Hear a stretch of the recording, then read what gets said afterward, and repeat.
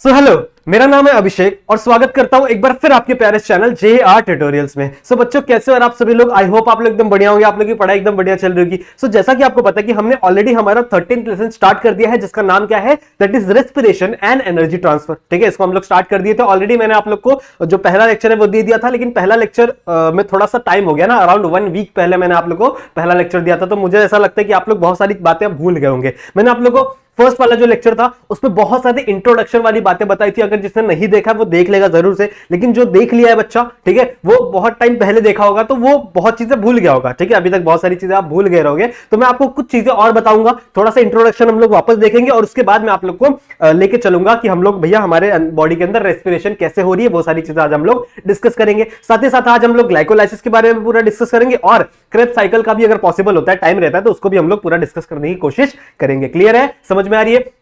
Video start करने से पहले आपको एक छोटा सा अनाउंसमेंट, एक छोटी सी बात बताना चाहता हूं कि हमारा जो JR ट्यूटोरियल्स का एप्लीकेशन है वो लाइव हो चुका है प्ले स्टोर के ऊपर। अगर आपने नहीं डाउनलोड किया है तो आप डाउनलोड कर सकते हो जाके फटाक से। फ्री ऑफ कॉस्ट एप्लीकेशन है, बहुत सारे बेनिफिट है उसमें आपके लिए, बहुत सारे क्विजेस आ रहे हैं, बहुत सारे लेक्चर वीडियोस आने वाले हैं। सो फटाफट से जाना और आपके JR ट्यूटोरियल्स एप्लीकेशन को डाउनलोड जरूर से कर लेना। ठीक है, बहुत कम MB की एप्लीकेशन है। ठीक है, चलेगा।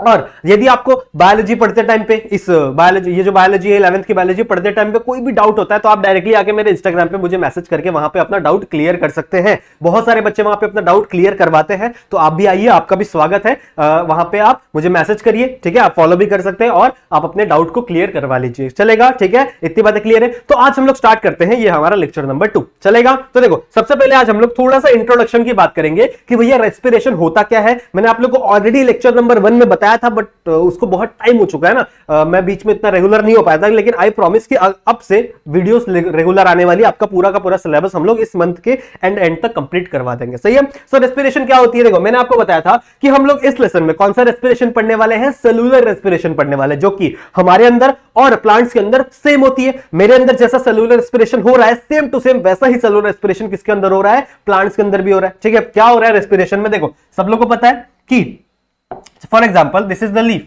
ठीक है, इसको ग्रीन कलर से बनाते हैं क्योंकि ये लीफ है, तो ये एक लीफ है। ठीक है, अब इस लीफ के अंदर क्या रहेगा, एक सेल प्रेजेंट है। For example this was the cell, ये एक सेल है। अब इस सेल के अंदर क्या हो रहा है, इस सेल के अंदर इसके साइटोप्लाज्म में कुछ प्रक्रिया चल रही होगी, साथ ही साथ इसके पास एक सेल ऑर्गेनेली प्रेजेंट होता है जिसको हम लोग बोलते हैं दैट इज माइटोकॉन्ड्रिया। ठीक है, इसको हम लोग क्या बोलते हैं, माइटोकॉन्ड्रिया, जो हमारे पास भी प्रेजेंट है और आपके प्लांट ऑर्गेनिज्म के पास भी प्रेजेंट है। अब इसके अंदर होता क्या है, ध्यान से सुनो। इसके अंदर सबसे पहले आपका ग्लूकोज आएगा। ग्लूकोज मैंने आप लोगों को बनाना ऑलरेडी सिखा दिया है फोटोसिंथेसिस से। ठीक है, मैंने लास्ट वाला लेसन भी पढ़ाया हुआ है फोटोसिंथेसिस, अगर जिसने नहीं देखा है वो जाएगा चैनल में प्लेलिस्ट खोल के और फोटोसिंथेसिस वाला चैप्टर भी देखेगा, क्योंकि बहुत इंपॉर्टेंट लेसन है वो भी बच्चों, आपके एग्जाम पॉइंट ऑफ व्यू से बहुत सारे क्वेश्चन बनते हैं उसमें। सही है, तो पूरा का पूरा लेसन मैंने ऑलरेडी पढ़ा रखा है, सब कुछ एकदम इजिली आप लोग को मिल जाएगा वहां पे। सही है, तो अभी पढ़ते हैं इसको। तो मैंने क्या बोला, आपका ग्लूकोज आया, कहां से आता है ग्लूकोज, फोटोसिंथेसिस से अभी बात हुई है। उसके बाद नेक्स्ट आपका क्या आएगा, दैट इज ऑक्सीजन।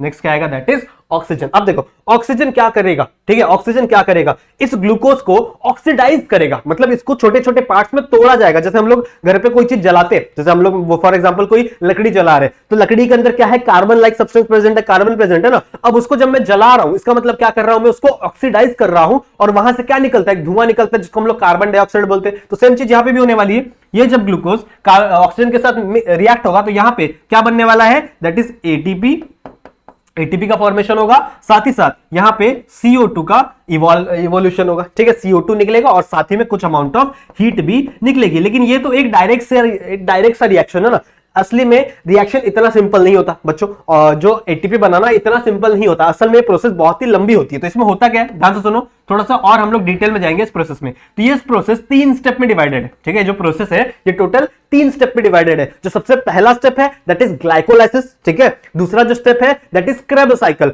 और जो थर्ड स्टेप है दैट इज ETC यानी इलेक्ट्रॉन ट्रांसफर चेन रिएक्शन, वो हम लोग पढ़ेंगे। तो सबसे पहले क्या होता है, देखो ध्यान से सुनो, सबसे पहले क्या होगा, आपका जो ग्लूकोज है ये कन्वर्ट होता है, कुछ 10 स्टेप्स का रिएक्शन है बच्चों, यहाँ पे 10 स्टेप के रिएक्शन में पढ़ाऊंगा, आज ही पढ़ाऊंगा तुम लोग को। ये 10 स्टेप्स के रिएक्शन है जिसमें कन्वर्ट होता है ये एक दूसरे कंपाउंड में, जिसको हम लोग बोलते हैं दैट इज पायरुवेट में। ठीक है, इसको ये किसमें कन्वर्ट होता है, पायरुवेट में, या फिर आप इसको पायरुविक एसिड भी बोल सकते हो। पायरुविक एसिड या फिर पायरुवेट एक ही बात है, कोई दिक्कत की बात नहीं है। एसिड में से बस एक H+ निकाल दो तो उसके ऊपर माइनस चार्ज आ जाएगा, ठीक है, उस कंपाउंड के पास माइनस चार्ज आ जाएगा, वही क्या है, पायरुवेट। सही है, तो आपका क्या बन गया, ग्लूकोज से पायरुवेट बन गया। अब ये पायरुवेट किस, अब ये देखो ये फॉर्मेशन कहां हो, ये साइटोप्लाज्म में, ठीक है, सेल के साइटोप्लाज्म में ये वाली प्रोसेस चली है। इस प्रोसेस को हम लोग कहते हैं दैट इज ग्लाइकोलाइसिस, ठीक है, इसको हम लोग क्या बोलते हैं, ग्लाइकोलाइसिस। क्लियर है। अब ये जो पायरुवेट है ये किसके अंदर जाना चाहेगा, दैट इज आपके माइटोकॉन्ड्रिया के अंदर, क्योंकि इसके अंदर ही आगे चल के एटीपी का फॉर्मेशन होना रहेगा। लेकिन माइटोकॉन्ड्रिया ना इस पायरुवेट को एक्सेप्ट नहीं करता, ठीक है, बोलता है भाई मैं पायरुवेट को एक्सेप्ट नहीं कर सकता।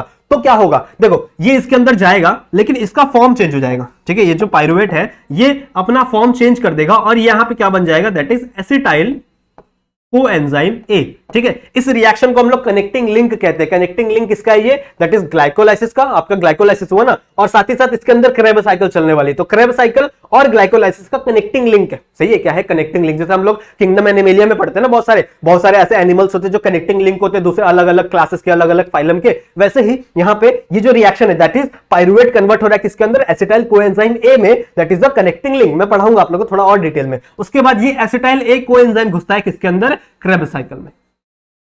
इसमें घुसेगा, ये क्रेब साइकिल में घुसेगा और यहां से बहुत ज्यादा अमाउंट ऑफ NADH2 और FADH2 निकलता है, ठीक है। क्या निकलेगा, यहां से दो चीजें निकलेगी, दैट इज, देखो ध्यान से, NADH2 और FADH2 कितना निकलेगा, क्या निकलेगा, वो हम लोग डिस्कस करेंगे आगे, ठीक है। तो यहां से दो चीजें निकलती है, NADH2 और FADH2। अब आप तो बोलोगे सर एटीपी कहां है, हमको एटीपी चाहिए, ठीक है, हमको NADH2 FADH2 से कोई मतलब नहीं, हमको चाहिए एटीपी। तो हाँ देखो, जैसे ही यहां से आपका NADH2 और FADH2 निकला, ये एंटर करता है आपके एक इसके अंदर, ये जो आपका इनर मेम्ब्रेन है, देखो जो माइटोकॉन्ड्रिया है उसकी दो मेम्ब्रेन है, एक आपकी बाहर वाली मेम्ब्रेन और एक आपकी इनर मेम्ब्रेन जो कि फोल्डेड होती है। तो इन फोल्डेड मेम्ब्रेन्स में, ठीक है, ये अंदर वाले फोल्डेड मेम्ब्रेन्स में एक ऐसे चेन लाइक रिएक्शन चल रही होगी। दिख रहा है तुम लोग को ऑरेंज कलर, सॉरी ऑरेंज बोल रहे हो, येलो कलर दिख रहा है, नहीं दिख रहा, चलो इससे बनाते हैं, अभी तुम लोगों को ज्यादा क्लियर दिख रहा होगा। तो यहां पे एक ऐसे चेन लाइक रिएक्शन चल रही होती है, ठीक है, एक चेन लाइक रिएक्शन चल रही होती है जिसके अंदर आपका ये NADH2 और FADH2 एंटर करेगा और यहां से बहुत ज्यादा अमाउंट ऑफ क्या रिलीज होगी, दैट इज एटीपी, ठीक है। मैक्सिमम अमाउंट ऑफ एटीपी यहीं से रिलीज होती है। कुछ एटीपी इन प्रोसेस से भी आती है, लेकिन मैक्सिमम अमाउंट ऑफ एटीपी कहां से रिलीज होगी, दैट इज इस वाले चेन रिएक्शन से, ETC वाले चेन रिएक्शन से। क्लियर है। So this are the 3 steps जहां से क्या बनेगा, आपको एटीपी बनेगा। समझ में आ रही बात, क्लियर है। तो कौन कौन से स्टेप से लिख सकता हूं मैं, that is steps for the respiration. सबसे पहला स्टेप क्या है, दैट इज ग्लाइकोलाइसिस। देखो ग्लाइकोलाइसिस का मतलब ही यही है, ग्लाइको का मतलब होता है ग्लूकोज, ठीक है, ग्लाइको का मतलब क्या होता है, ग्लूकोज, और लाइसिस का मतलब होता है ब्रेक डाउन। तो अगर आप किसी भी चीज का ब्रेक डाउन करोगे तो आप उस वर्ड के लास्ट में लाइसिस लगा दो, सही है, ठीक है, उसके वर्ड बीच में क्या लगा दो, लाइसिस लगा दो लास्ट में, सही है। सो यहाँ पे क्या है, दैट इज ग्लाइकोलाइसिस, मतलब मैं क्या कर रहा हूं यहाँ पे, ग्लूकोज का ब्रेक डाउन कर रहा हूं, क्या कर रहा हूं यहाँ पे, ग्लूकोज का ब्रेक डाउन कर रहा हूं और उसको पायरुविक एसिड बना रहा हूं। So it is a glycolysis. Next step क्या है, that is a Krebs cycle, Krebs cycle, सही है। और इसके बीच में कनेक्टिंग लिंक भी होता है, लेकिन उसको शो करने की जरूरत नहीं है इतना। और हमारा थर्ड स्टेप क्या है, that is electron transfer chain reaction, ठीक है, इलेक्ट्रॉन ट्रांसफर चेन रिएक्शन। समझ में आया इतना, ठीक है। So these are the 3 step, glycolysis, Krebs cycle और आपका इलेक्ट्रॉन ट्रांसफर चेन रिएक्शन। समझ में आई। तो सबसे पहले हम लोग बात करेंगे दैट इज ग्लाइकोलाइसिस की, कि आखिरकार ग्लाइकोलाइसिस में ऐसा क्या क्या हो रहा है, कौन कौन से केमिकल्स कन्वर्ट हो रहे हैं एक दूसरे के अंदर, वो सारी चीजें हम लोग सबसे पहले डिस्कस करेंगे। कोई दिक्कत की बात नहीं, सब कुछ याद हो जाएगा। तो आज सबसे पहले पढ़ते हैं हम लोग दैट इज ग्लाइकोलाइसिस के बारे में, सही है। सबसे पहले हम लोग इसके बारे में पढ़ेंगे,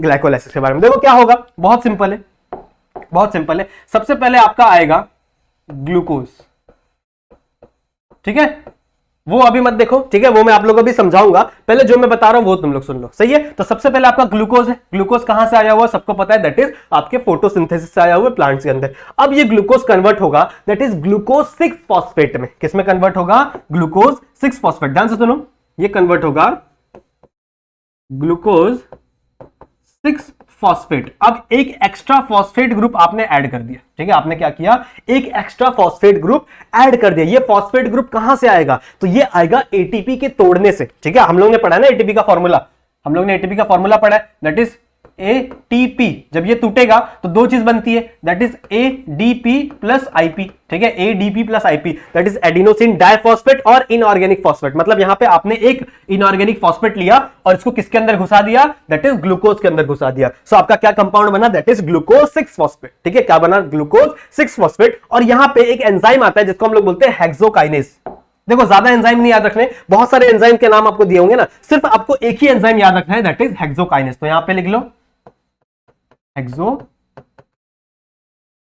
क्लियर है, समझ में आ गया, सिर्फ एक ही एंजाइम याद रखना है और ज्यादा मत याद रखो, और नहीं याद रखोगे चलेगा, बट ये एंजाइम याद रखना, हेक्सोकाइनेज। क्या किया हेक्सोकाइनेज ने, दैट इज ग्लूकोज को कन्वर्ट कर दिया किसके अंदर, ग्लूकोज 6 फॉस्फेट में, ग्लूकोज 6 फॉस्फेट में। कब समझ में आया, ये एक्स्ट्रा फॉस्फेट कहां से आया भैया, एटीपी के तोड़ने से, एटीपी को तोड़ा गया तो यहां पे क्या बना है भैया, ग्लूकोज 6 फॉस्फेट। हमेशा याद रखो हम लोग ने एक मॉलिक्यूल लिया है किसका, ग्लूकोज का, ठीक है, तो एक मॉलिक्यूल आपका ग्लूकोज 6 फॉस्फेट बनेगा। एक मॉलिक्यूल क्यों बोल रहा हूं, क्योंकि आगे चल के ना मॉलिक्यूल में कंफ्यूजन हो जाता है, आगे चल के यही दो मॉलिक्यूल में टूटेगा और वो दो मॉलिक्यूल का सेम प्रोसेस होगा, तो जितने भी रिएक्शन, जितने भी हम लोग का प्रोडक्ट आएगा ना, उसको हम लोग को आगे चल के मल्टीप्लाई बाय 2 करना पड़ेगा। क्यों करना पड़ेगा मैं समझाऊंगा तुम लोग को, सही है, अभी इतना समझो, इतना समझ में आया, दैट इज ग्लूकोज कन्वर्ट हुआ किसके अंदर, ग्लूकोज 6 फॉस्फेट में। अब क्या होगा नेक्स्ट होगा इसका आइसोमराइजेशन। आइसोमर पता है आप लोग को, आइसोमर आप लोगों ने केमिस्ट्री में पढ़ा होगा, आइसोमर टर्म। इसका मतलब क्या होता है कि जिसका मॉलिक्यूलर फार्मूला सेम हो, ठीक है, दो ऐसे स्ट्रक्चर जिसका मॉलिक्यूलर फार्मूला सेम हो लेकिन उनका स्ट्रक्चरल फार्मूला डिफरेंट हो। मतलब अगर मैं उसका स्ट्रक्चर बनाने जाऊंगा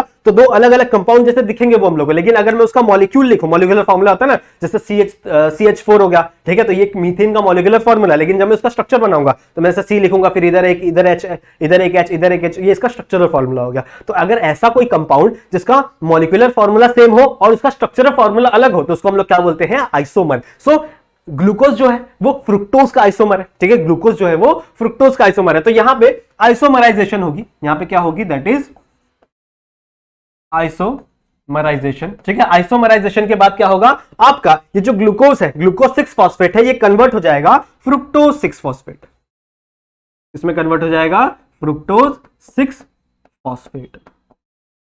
समझा इतना, यहां तक क्लियर है, ठीक है, यहां तक समझ में आ गया, that is glucose 6 phosphate convert हो गया, दैट इज फ्रुक्टोज 6 फॉस्फेट में। क्लियर है यहां तक। अब देखो नेक्स्ट क्या होगा, आपको एक और, ठीक है, इसमें आपको एक और फॉस्फेट घुसाना पड़ेगा। जैसा एग्जांपल याद रखो, ठीक है, ऐसे याद रखो कि एक समझ लो बॉल है, ठीक है, ये ग्लूकोज की बॉल है, आपने इसमें एक ग्लूकोज ऐड किया, ठीक है, एक फॉस्फेट का मॉलिक्यूल ऐड किया, अब ये क्या बन गया, दैट इज ग्लूकोज 6 फॉस्फेट। अब इसी के साथ साथ मेरे पास कुछ है नहीं, हाँ चलो एक पेन है मेरे पास, ठीक है, तो एक और ये मैं क्या कर रहा हूं, फॉस्फोरस ऐड कर रहा हूं। तो जब मैं एक और फॉस्फोरस यहां से ऐड करूंगा तो ये जो बॉल है ये से बीच से टूट जाएगा, ठीक है, जो बॉल है ये बीच से टूट जाएगा। ऐसा क्यों होता है मैं तुम लोगों को बताता हूं, बस ये कंसेप्ट याद रखो, ठीक है, कि आपने एक फॉस्फेट ऐड किया तो भैया ये सह लिया, लेकिन जब दूसरा फॉस्फेट वापस ऐड करोगे, दो चीजें एक कंपाउंड में घुसाओगे तो वो बॉल क्या हो जाएगी, इसे बीच से ब्रेक हो जाएगी। तो जब यहां पे एक और फॉस्फेट लगता है तो ये कंपाउंड क्या बन जाता है, दैट इज, ध्यान से सुनो, एक और लगता है तो क्या बन जाता है, दैट इज फ्रुक्टोज 1,6 डाइफॉस्फेट।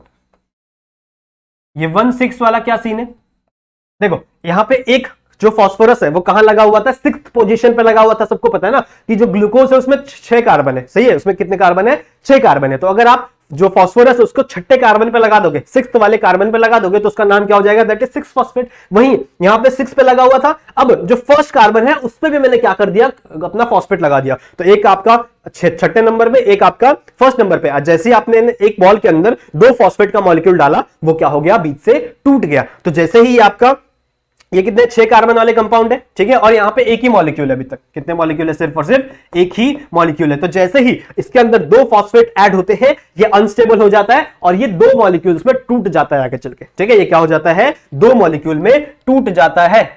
समझ में आ रही बात। एक आपका मॉलिक्यूल बनेगा दैट इज PgAl, क्या बनेगा, PgAl, ठीक है। PgAl का फुल फॉर्म क्या है, पागल आप लोग बोल सकते हो, ठीक है, पागल ऐसे पढ़ सकते हो, लेकिन इसका फुल फॉर्म क्या है, दैट इज फॉस्फोग्लिसरल्डिहाइड, ठीक है, इसको हम लोग क्या बोलते हैं, दैट इज फॉस्फोग्लिसरल्डिहाइड, या फिर आप इसे ग्लिसरल्डिहाइड 3 फॉस्फेट भी कह सकते हो। सही बात है, क्या मैंने बोला, दैट इज फॉस्फोग्लिसरल्डिहाइड या फिर ग्लिसरल्डिहाइड 3 फॉस्फेट, ग्लिसरल्डिहाइड 3 फॉस्फेट। ये 3 कार्बन का कंपाउंड है। देखो 6 कार्बन के जो कंपाउंड थे, 6 कार्बन के जो कंपाउंड है वो 3-3 कार्बन वाले 2 कंपाउंड में टूट जाते हैं। जैसे मैं बोल रहा हूं 6 कार्बन का एक कंपाउंड था, तो ये बीच से अगर टूटेगा तो आधा पार्ट इधर आधा पार्ट इधर, सही है ना। तो वैसे ही ये 6 कार्बन का कंपाउंड था दैट इज फ्रुक्टोज 1,6 डाइफॉस्फेट, ये 2 पार्ट में टूट जाएगा 3-3 कार्बन में। 3 कार्बन यहां पे आ गया और 3 कार्बन यहां पे दूसरा कंपाउंड बनता है दैट इज DHAP। ठीक है, यहां पे क्या बनता है दैट इज दूसरा कंपाउंड है DHAP। इसका फुल फॉर्म क्या है that is dihydroxy acetone, sorry हाँ, डाइहाइड्रोक्सी एसीटोन फॉस्फेट। क्या नाम है इसका? Dihydroxy acetone phosphate, dihydroxy acetone phosphate. समझ में आएगी बात? ठीक है, इतना समझ में आ गया। It is also 3 carbon compound, ये भी क्या है 3 कार्बन का कंपाउंड है। समझ में आ गया बात? और एक और चीज है कि ये एक दूसरे के साथ इंटर कन्वर्जेबल है, मतलब ये इसके अंदर कन्वर्ट हो सकता है और ये इसके अंदर कन्वर्ट हो सकता है बिना कोई एनर्जी के लॉस करे। सही है, बिना कोई एनर्जी के लॉस करे। क्लियर है? समझ में आ गया? इतनी बातें क्लियर करो। एक बात बताना मैं भूल गया कि जब आप यहां से एक फॉस्फेट से दूसरा फॉस्फेट ऐड करोगे तो आपको वापस एटीपी की जरूरत पड़ेगी। तो आप यहां पे एक और एटीपी तोड़ोगे, आप यहां पे एक और एटीपी तोड़ोगे और ये किस में कन्वर्ट हो जाएगा? एटीपी। तो 2 एटीपी आपने खर्च कर दिए। ठीक है, कितना खर्च कर दिया आप लोग ने? 2 एटीपी खर्च कर दिया। और हमारा अभी तक क्या बना है? दो चीज बन गई। ठीक है, एक चीज टूटने से 2 चीज बन गई दैट इज PgAl और DHAP। ठीक है, PgAl और DHAP। समझ में आ गया यहां तक? इतनी चीजें समझ में आ गई यहां तक। आई होप आप लोगों को समझ में आ गया होगा। अब देखो ये इंटर कन्वर्जेबल है, मतलब ये आगे चल के रिएक्शन करेगा और ये भी वापस PgAl में कन्वर्ट होकर आगे चल के रिएक्शन करेगा। सही बात है? तो हम लोग आगे चल के एक ही चीज को पढ़ेंगे। सही है, एक ही यही चीज आगे बढ़ेगी और इसको भी वही चीज आगे बढ़ने वाली है। सही बात है? मैं क्या बोल रहा हूं सुनो, ये चीज बनी PgAl, ये बना DHAP, तो आगे चल के DHAP भी किस में कन्वर्ट हो जाएगा? PgAl में कन्वर्ट होगा। और आगे जितनी भी रिएक्शंस होगी ना वो दोनों डबल कर दो। ठीक है, क्या करनी पड़ेगी हम लोग को? डबल करनी पड़ेगी, क्योंकि 2 बार सेम चीज चलने वाली है। ये भी 3 कार्बन वाला मॉलिक्यूल एक बार रिएक्शन करेगा और ये 3 कार्बन वाला मॉलिक्यूल भी एक रिएक्शन करेगा। क्लियर बात है? इसीलिए इसके आगे जितनी भी चीजें, यहां तक 1 मॉलिक्यूल थी, ये भी 1 मॉलिक्यूल था, ये भी 1 मॉलिक्यूल था, ये भी आपका 1 मॉलिक्यूल था और ये भी क्या थे? 1 मॉलिक्यूल ही थे। ठीक है, लेकिन इसके आगे यहां पे 2 मॉलिक्यूल फॉर्म हो गए, एक मॉलिक्यूल ये और एक मॉलिक्यूल ये। समझा? ठीक है, समझ में आ गया 2 चीजें। इतनी बात आई होप आप लोग को क्लियर होंगी। समझ में आई बात? अब नेक्स्ट पे चलते हैं। नेक्स्ट पे चलो, आ जाओ। नेक्स्ट क्या है दैट इज हम लोग ने 2 चीजें बना ली। क्या बनाया हम लोग ने? एक हम लोग ने बनाया that is PgAl, that is phosphoglyceric aldehyde. ठीक है, फॉस्फोग्लिसरल्डिहाइड ऐसा बोल सकते हो आप लोग। और दूसरा आप लोग ने बनाया दैट इज DHAP। क्लियर है? अब देखो ये इसके अंदर कन्वर्ट हो सकता है, ये इसके अंदर कन्वर्ट होगा, आगे चल के रिएक्शन इसमें चलने वाली है और ये भी इसके अंदर कन्वर्ट हो जाएगा। तो जितनी भी रिएक्शन चलेगी उसे आपको डबल करना पड़ेगा। सही बात है, जितनी भी रिएक्शन चलेगी उसे आपको डबल करना पड़ेगा। अब देखो आगे चल के क्या होगा? आगे चल के ये कन्वर्ट होगा। ठीक है, ये कन्वर्ट होगा किसके अंदर? दैट इज 1,3 बिसफॉस्फोग्लिसरेट में। किसमें कन्वर्ट होगा ये? 1,3 बिसफॉस्फोग्लिसरेट। ठीक है, इसे हम लोग क्या कहते हैं? दैट इज PgA भी कह सकते हैं। ठीक है, दैट इज फॉस्फोग्लिसरेट, फॉस्फोग्लिसरेट कह सकते हो या फिर 1,3 बिसफॉस्फोग्लिसरेट भी कह सकते हो। कोई दिक्कत की बात नहीं है, ये सिर्फ इसका शॉर्ट फॉर्म है, ये थोड़ा सा लॉन्ग फॉर्म है। क्लियर है? जब ये इसके अंदर कन्वर्ट होगा, ठीक है, जब ये इसके अंदर कन्वर्ट होगा तो आप लोग देख रहे हो कि यहां पे कितने लगे हुए? 2 फॉस्फेट लगे हुए थे। ठीक है, पहले कितना था? देखो ध्यान से सुनो, यहां पे कितने थे? 2 फॉस्फेट थे। एक फॉस्फेट इसकी तरफ आ गया, एक फॉस्फेट इसकी तरफ आ गया। सही है, एक फॉस्फेट इसको मिल गया, ये आपका P वाला फॉस्फेट, एक फॉस्फेट इसको मिल गया। सही बात है, 2 फॉस्फेट आ गए। लेकिन यहां पे आप वापस देखो तो इसको वापस 2 फॉस्फेट मिल गए, 1 और 2, 2 फॉस्फेट मिल गए ना। मतलब मुझे यहां पे एक और फॉस्फेट ऐड करनी पड़ेगी। लेकिन यहां पे इस फॉस्फेट को ऐड करने के लिए मैं एटीपी खर्च नहीं करूंगा। इसके पहले मैंने जितने फॉस्फेट ऐड किए हैं उसके लिए मैंने एटीपी खर्च किया ना, लेकिन यहां पे मुझे एटीपी खर्च नहीं करना है, क्योंकि देखो एटीपी यार मुझे बनाना है। ठीक है, मुझे एटीपी चाहिए, तो मैं यार एटीपी खर्च करते रह जाऊं, एटीपी खर्च करते रह जाऊं तो मेरा एटीपी बनेगा क्या? नहीं बनेगा ना। तो यहां पे मैं क्या करूंगा? यहां पे मैं क्या करूंगा? That is phosphoric acid add करूंगा। ठीक है, मैं क्या ऐड करूंगा? Phosphoric acid. फॉस्फोरिक एसिड का फॉर्मूला क्या है? That is H3PO4।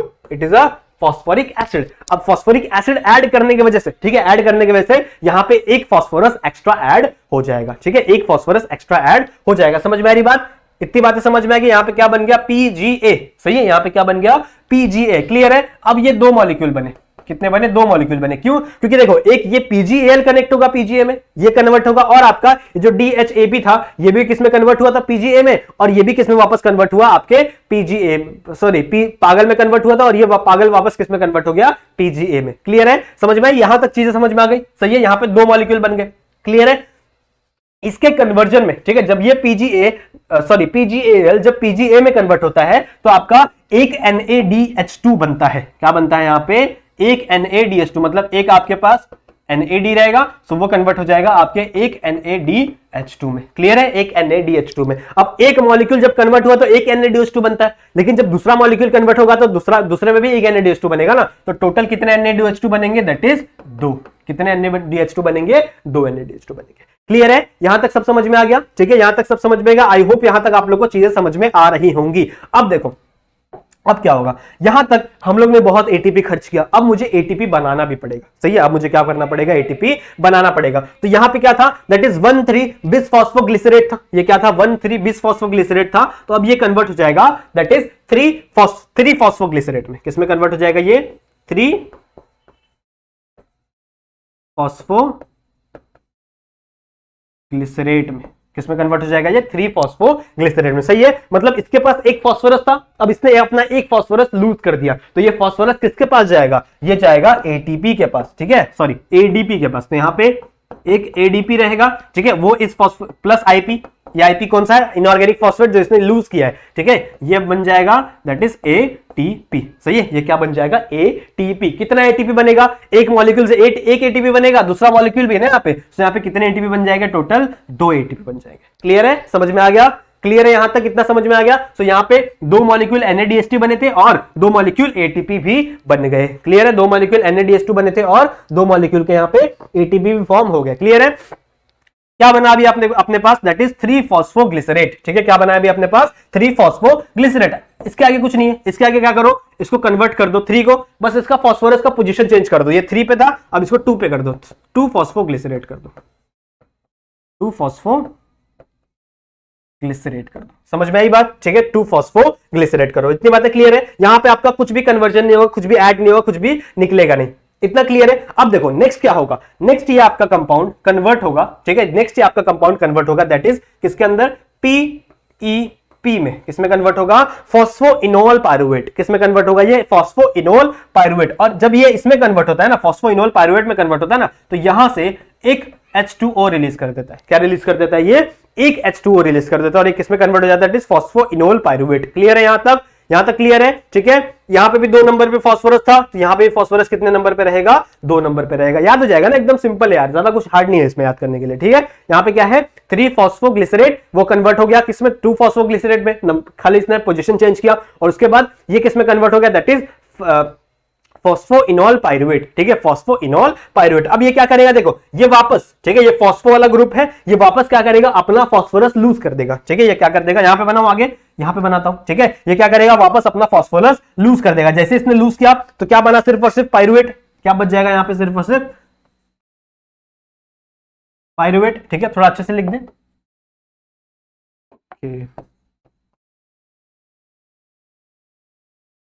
क्या बन गया यहां पे?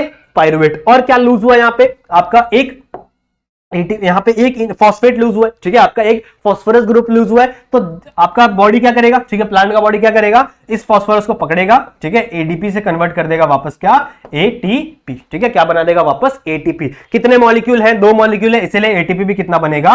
2 एटीपी बनेगा। सही है, समझ में आ गई बात? कितने पायरुवेट बनेंगे? 2 पायरुवेट बनेंगे। ठीक है, 2 मॉलिक्यूल के पायरुवेट बनेंगे। क्यों भैया 2 पायरुवेट बन रहे हैं? क्योंकि देखो एक पायरुवेट इस PgAl वाले कंपाउंड से बनेगा और एक पायरुवेट इस DHAP वाले कंपाउंड से बनेगा। सही है, तो यहां पे कितने पायरुवेट बनेंगे? 2 पायरुवेट। एक पायरुवेट कितने कार्बन से बना हुआ है? 3 कार्बन से। सही है, तो 3 कार्बन एक पायरुवेट के पास, 3 कार्बन दूसरे पायरुवेट के पास। क्लियर है? समझ में आ गया? यही था आपका दैट इज ग्लाइकोलाइसिस। आपका कन्वर्ट हो गया दैट इज पायरुवेट। क्लियर है? आ जाओ, आपकी बुक में क्या दिया हुआ है देखो, ग्लूकोज है। सही है, ग्लूकोज। ठीक है, सबसे पहले क्या हुआ? एक एटीपी आपने एक एटीपी से एडीपी बनाया, मतलब एक आपने आईपी लॉस किया। ठीक है, इनऑर्गेनिक फॉस्फेट लॉस किया। इस फॉस्फेट को किसके अंदर डाल दिया गया? ग्लूकोज 6 फॉस्फेट में। वही पढ़ा रहा हूं जो मैंने बताया, वही सिखा रहा हूं। ठीक है, वही चीज यहां पे बनी हुई है। अब इसका क्या है? That is isomerase. आइसोमेरेज मतलब क्या? आइसोमेरिज्म।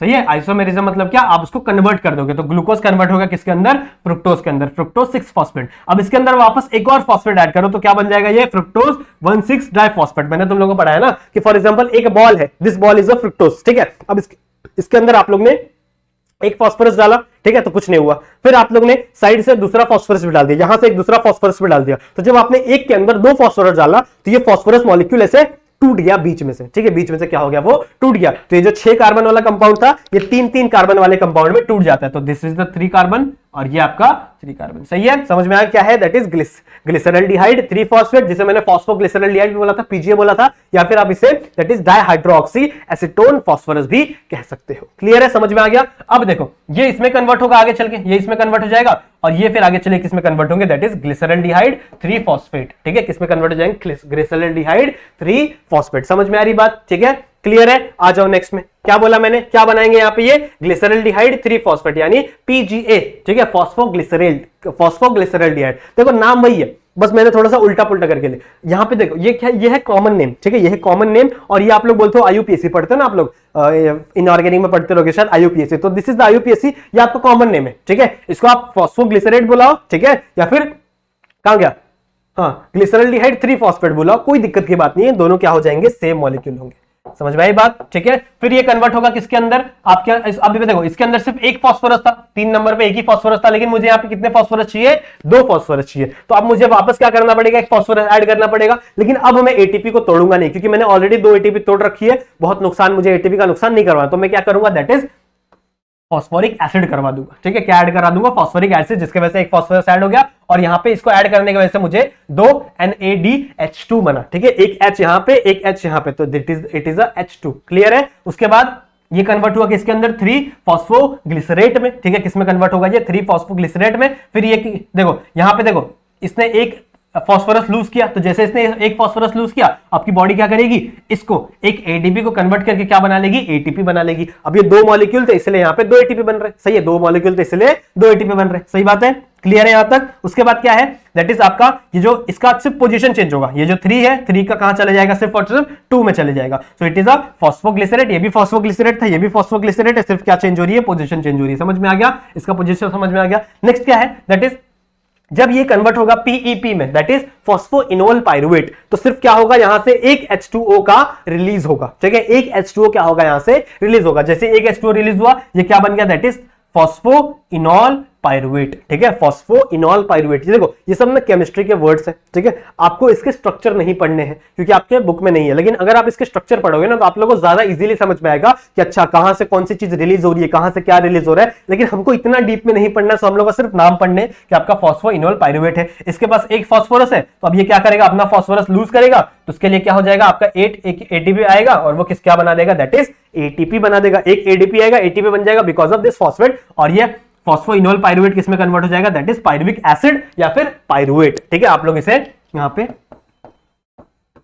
पाइरुवेट भी कह सकते हो। क्लियर है, समझ में आ गया, एकदम इजीली समझ में आ गया। व्हाट इज द ग्लाइकोलाइसिस, आप लोग को इजीली समझ में आ गया होगा। नेक्स्ट आ जाओ। अब देखो मैंने आप लोगों को बताया था, यहीं पे बताया था, कहां गया, यहां पे मैंने आप लोगों को बताया था कि देखो जब आपका ग्लाइकोलाइसिस कंप्लीट होता है, देखो हम लोग ने पाइरुवेट बनाना सीख लिया, अब जब आपका ग्लाइकोलाइसिस कंप्लीट होता है, this step was completed, then ये किसके अंदर एंटर करना चाहेगा, आपके माइटोकॉन्ड्रिया के अंदर। दिस इज द माइटोकॉन्ड्रिया, ये आपका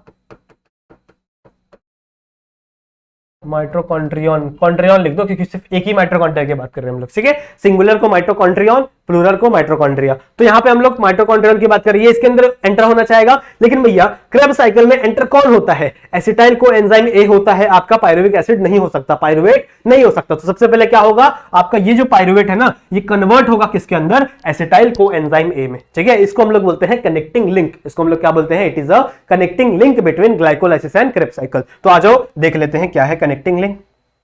this is the connecting link, ठीक है, this is the connecting link. Connecting link में हम लोग क्या करेंगे, that is it is using pyruvate dehydrogenase, it is a enzyme, ये क्या है, एक टाइप का एंजाइम है। तो यहां पे एक एंजाइम यूज होगा जिसका नाम क्या है, दैट इज पाइरुवेट डिहाइड्रोजनेस, और वो कन्वर्ट करेगा दैट इज आपके पाइरुवेट को एसिटाइल कोएंजाइम में। आ जाओ देखते हैं क्या होता है, आ जाओ देखते हैं। तो सबसे पहले आपका पाइरुवेट आ गया, पाइरुवेट कहां से बना था, ये कहां से आया है, ग्लाइकोलाइसिस से आया, अभी मैंने आप लोगों को बताया ना। तो ये किसमें कन्वर्ट होगा, ये कन्वर्ट होगा that is acetyl coenzyme A में, ठीक है, ये किसमें कन्वर्ट होगा, एसिटाइल कोएंजाइम ए में कन्वर्ट होगा, सही है। जब ये एसिटाइल कोएंजाइम ए में कन्वर्ट होता है तो यहां से एक CO2 रिलीज होता है, क्या रिलीज होता है, यहां से एक CO2 रिलीज होता है। So it is oxidant, oxidation, ठीक है। ऑक्सीडेशन मतलब क्या कि अगर आप ऑक्सीजन को रिमूव करवा दो, अगर आप किसी भी जगह से ऑक्सीजन को रिमूव करवा दो तो क्या हो जाएगा, वो ऑक्सीडेशन हो जाएगा। तो अगर किसी रिएक्शन में ऑक्सीडेशन चल रही है तो साथ साथ रिडक्शन भी चलेगी, तभी तो उसको उसी को हम लोग रेडॉक्स रिएक्शन बोलते हैं। रेडॉक्स रिएक्शन मतलब क्या कि एक ही रिएक्शन में ऑक्सीडेशन भी हो रही है और रिडक्शन भी हो रही है। तो यहां पे भी वही होगा, ठीक है। आपका जब पाइरुवेट कन्वर्ट होगा एसिटाइल कोएंजाइम में तो यहां से क्या निकलेगा, CO2, ठीक है। क्या निकलेगा, यहां से CO2 निकलेगा। साथ ही साथ, ठीक है, साथ ही साथ यहां पे एक मस्त चीज होती है, दैट इज आपका एक NAD आता है, ठीक है। एक NAD आता है, वो कन्वर्ट हो जाता है, दैट इज एक NADH2 में। ये आपका रिडक्शन हो गया, सही बात है। सो दिस इज, ये आपका ऊपर वाला रिडक्शन और ये आपका नीचे वाला क्या हो गया, ऑक्सीडेशन। तभी इसको हम लोग क्या बोलते हैं, दैट इज रिडॉक्स रिएक्शन। और ये किस एंजाइम के प्रेजेंस में होता है, हमेशा रखना, दैट इज डिहाइड्रोजिनेज, ठीक है। पाइरुवेट डिहाइड्रोजिनेज, सॉरी, पाइरुवेट तो नाम याद हो जाएगा आप लोग को, ठीक है। पाइरुवेट आप लोग को नाम याद हो जाएगा। डिहाइड्रोजिनेज मतलब क्या, यहां पे देखो हम लोग को हाइड्रोजन याद करना है, ऐड करना है, ठीक है, किसके अंदर, NADP के अंदर। So it is a pyruvate dehydrogenase. Clear है। कितने ATP बने, कितने पाइरुवेट बने थे, 2 पाइरुवेट बने थे। तो कितने एसिटाइल कोएंजाइम में बनेंगे, 2 एसिटाइल कोएंजाइम में बनेंगे, सही है। तो कितना CO2 निकलेगा, 2 CO2 निकलेगा, सही बात है, ऑब्वियस सी बात है ना। कितना CO2 निकलेगा, 2 CO2 निकलेगा। और साथ ही साथ NADH2 कितने बनेंगे, वो भी कितने बनेंगे, 2। क्लियर है। सो यहां तक आप लोगों को कन्वर्जन समझ में आ रही होगी, आई होप, ठीक है। इसका स्क्रीनशॉट फटाफट सब लोग ले लेंगे, फटाफट सब इसका स्क्रीनशॉट ले लेंगे। इसके बाद हम लोग आगे की चीज डिस्कस करेंगे। आई होप आप लोगों को इतनी सारी चीजें समझ में आ रही होंगी, ठीक है, कि कहां से हम लोग ने शुरुआत किया था, हम लोग ने कहां से शुरुआत किया था और अभी हम लोग कहां तक पहुंचे हैं, ठीक है। We started from this glucose, ठीक है, और अब हम लोग ने क्या बना लिया है, अब हम लोग ने एसिटाइल कोएंजाइम A बना लिया है, ठीक है। So we are ready. अब हम लोग इसको क्रेब्स साइकिल के अंदर डाल सकते हैं, सही है। अब इसको हम लोग क्रेब्स साइकिल के अंदर डालना सीख सकते हैं। क्लियर है, इतनी बातें समझ में आ गई। सो आई होप आप लोग को यहां तक जो मैंने पढ़ाया वो सारी चीजें समझ में आ रही होंगी, ठीक है। इसके आगे का जो स्टेप है दैट इज क्रेब्स साइकिल, ठीक है। इसके आगे का जो स्टेप है दैट इज क्रेब्स साइकिल, वो हम लोग नेक्स्ट लेक्चर में पढ़ेंगे, ठीक है। यहां तक आई होप आधे घंटे की लेक्चर बन गई है, ठीक है, आधे घंटे की लेक्चर बन चुकी है। तो इसको मैं और ज्यादा नहीं पढ़ा सकता, क्योंकि ज्यादा आप लोग देखोगे तो शायद आप लोग बोलोगे सर कितनी लंबी लेक्चर है, आप लोग मन नहीं करेगा आप लोग को देखने का। तो मैं पढ़ाने को पढ़ा सकता हूं, मैं पढ़ाने को 2 घंटा ही पढ़ा सकता हूं, लेकिन शायद आप लोग बोर हो जाओ। इसलिए जो क्रेब्स साइकिल है वो हम लोग नेक्स्ट वाले लेक्चर में डिस्कस करेंगे। सो आई होप आप लोगों को यहां तक चीजें अच्छे से समझ में आई होंगी, ठीक है। सो अगर आपको वीडियो समझ में आया है, पसंद आया तो वीडियो को लाइक जरूर से कर दो, चैनल पे नए हो तो सब्सक्राइब जरूर से कर लेना। और पहले के जो वीडियोस मैंने पढ़ाए हैं, ठीक है, फोटोसिंथेसिस मैंने बहुत अच्छा लेसन है, बहुत प्यारा सा लेसन है, उसको मैंने पढ़ाया है। और भी बहुत सारे वीडियोस मैंने ऑलरेडी पढ़ा रखे हैं, तो जाके हमारा जो प्लेलिस्ट है उसे जरूर से चेकआउट करना। क्लियर है। सो मिलते हैं नेक्स्ट वीडियो में, तब तक के लिए कीप स्टडीइंग।